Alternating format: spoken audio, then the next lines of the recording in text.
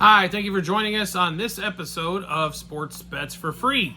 My name's Scott Jenkins, your host, just a local sports bettor here in Phoenix, Arizona. And hopefully today with our bets, your bets, it's going to be another profitable day for you as we continue our tour around the NFL. We are finishing up with the NFC East.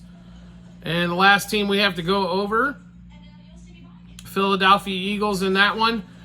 Eagles had some nice additions. Definitely tried to upgrade the running back spot after last season. They did fall out. They didn't win the division. It was really tight. It had a bad edge at the end, a bad losing streak at the end there to cost them some games.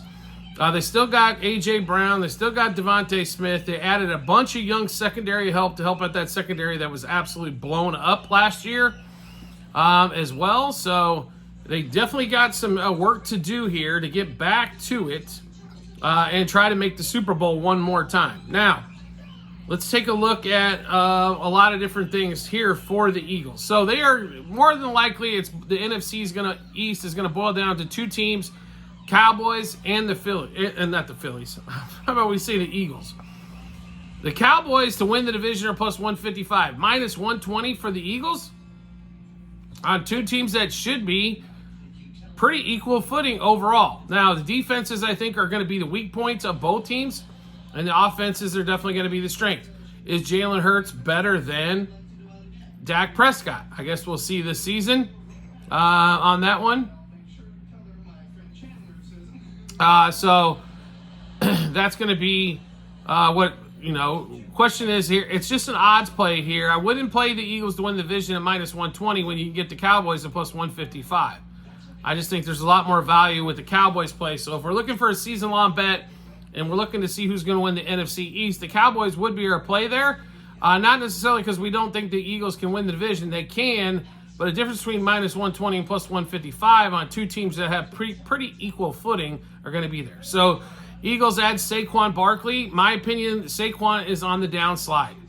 I don't think this was an upgrade at the running back spot. I don't understand why you signed Saquon for twice as much as what you could have had DeAndre Swift for, who was fantastic last season. Catches the ball out of the backfield, very good at blocking, runs the ball extremely well. Seemed to work out for him last season on the run game. It wasn't the run game or DeAndre Swift that cost them once they got to play Tampa Bay in the playoffs and got beat. That was not that. That was that secondary.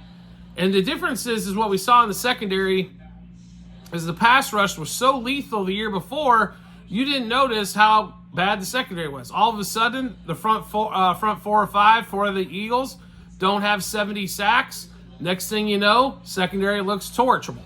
And that's what happened. Now, the other part was the offense. The offense didn't look fantastic. Devontae Smith, A.J. Brown. A.J. Brown had a stellar front half of the season. Where the hell did he go in the second half?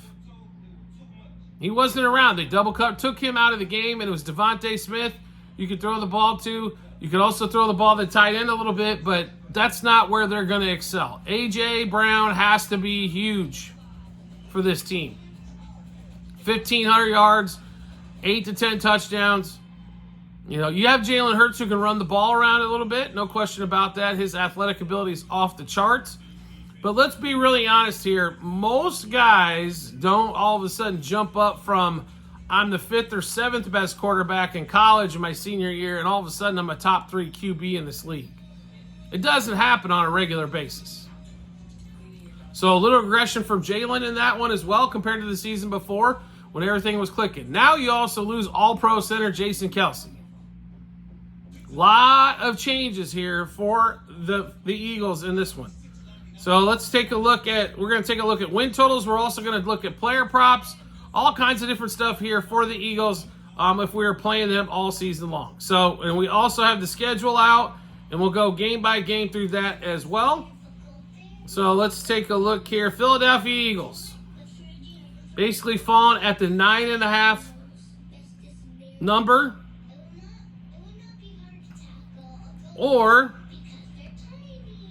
10.5. So, I'm sorry, 10.5. Some spots, you can still get 9.5 extremely juicy as well.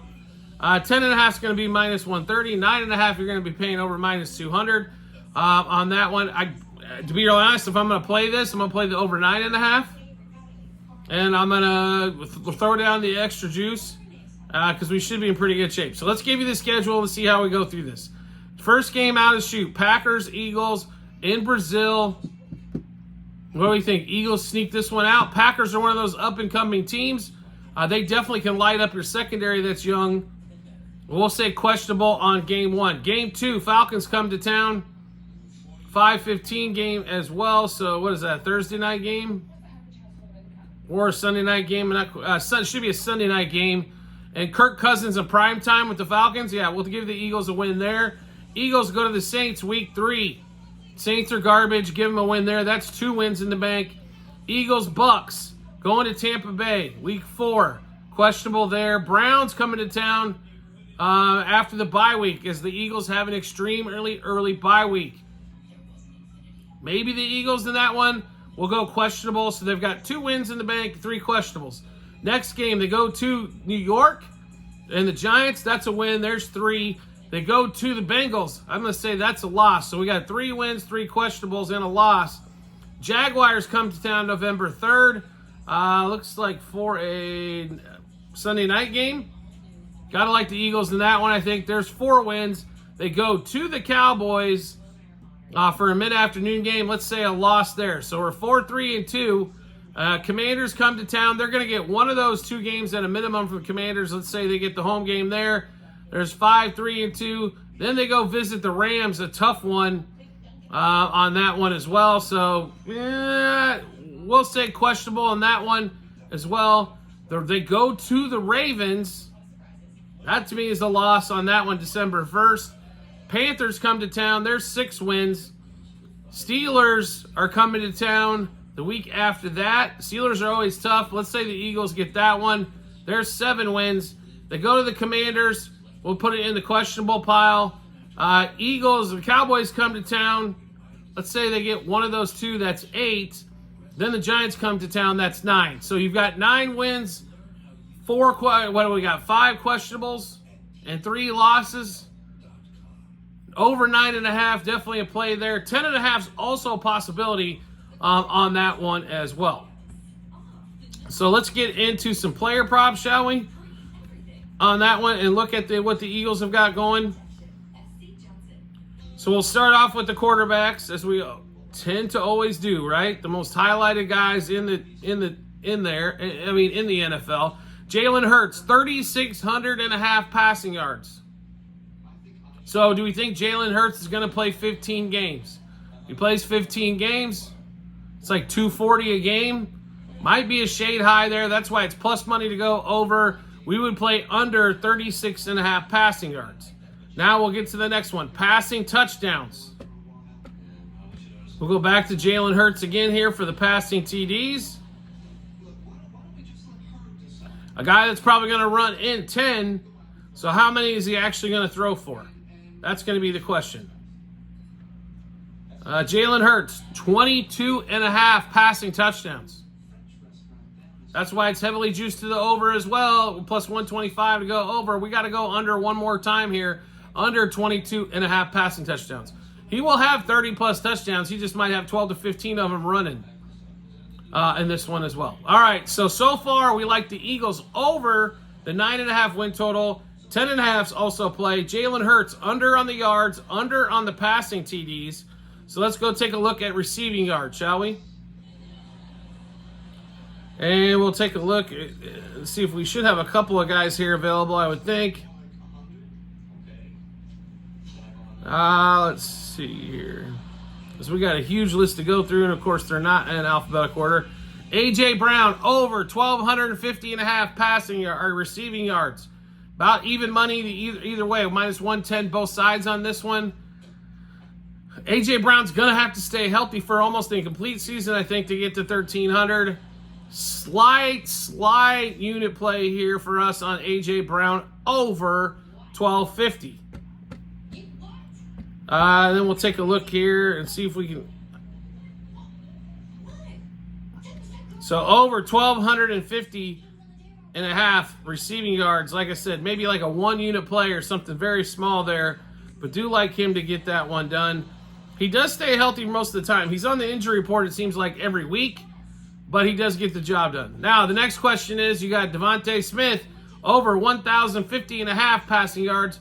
It is plus money to go to that side. Devontae did not get there last season. We don't think he's going to get there this season either. We'd also have to play the under. So far for the Eagles, win totals at 9.5 and 10.5. Play over both. Also, Jalen Hurts under pass yards, under passing TDs. A.J. Brown over 1,250. Devontae Smith under 1,050 yards. Receiving TDs. We'll get you all those here as we scroll through. As there's only 7,000 dudes, and for some reason we still can't put it in alphabetical order. A.J. Brown over 8.5 touchdowns. This was a struggle after to get to 7 last season, or 8. We've got to take the under here. It's at minus 125, but A.J. Brown under 8.5 passing touchdowns. And then we go to Devontae Smith. We think he might get a little bit more of the action there passing-wise. Over 6.5 touchdowns, as A.J. Brown commands a lot of double teams once he does get down to the red zone. So to run through it one more time here, Eagles over win totals 9.5 and 10.5. We both like the over there. Also, Jalen Hurts under passing yards. Jalen Hurts under 22.5 passing touchdowns. A.J. Brown over the 1,250 receiving yards, but under 8.5 touchdowns. Devontae Smith under 1,050 receiving yards, but over 5.5 touchdowns. Saquon Barkley at 6.5 touchdowns. We would take the over there. I think he'll get a lot of opportunities. Even if he only plays 10 games or something, we still think he's going to get a heck of an opportunity to get that done there. Saquon Barkley will also look at rushing yards. Or Jalen Hurts is at 550.5. We will play the over in that one as well. All right, so we went through a lot of bets. How do we check those out? It's really simple to do. At our TikTok and YouTube channel pages, also at the end of every episode on YouTube, there will be a link to our Google Sheets, which is our betting ledger. It's docs.google.com/spreadsheet, bunch of other stuff behind it. Click on that link, go to football 24-25, and scroll down to the season-long bets. You'll be able to see those. Check those out when you get some time. You like the content that we're putting out, want to follow the show? It's really simple to do. Hit follow or subscribe, depending on what social media platform you're watching us on. You'll get it will show up in your followers or subscriptions reel or tab when that comes up as well. Want to make life even easier, find us than that? We can do that as well. Turn on those notifications for the social media platform you're watching us on.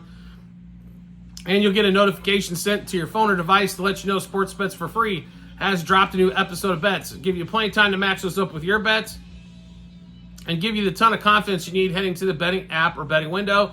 Also, we have bonus promo bets for you available. Also, same 3 spots online. TikTok, YouTube channel pages, end of every episode on YouTube. It's bit.ly/sportsbetsforfree-bh. Click on that link. That'll put you right, give you all the offers that we have that are available for your state, as it will go automatically to that. Geo-fences it in, and you'll be able to see all the offers that we have available for your state as well to get some of those promo bonus bets. We do appreciate everybody's support as always, and we look forward to seeing you on the next episode.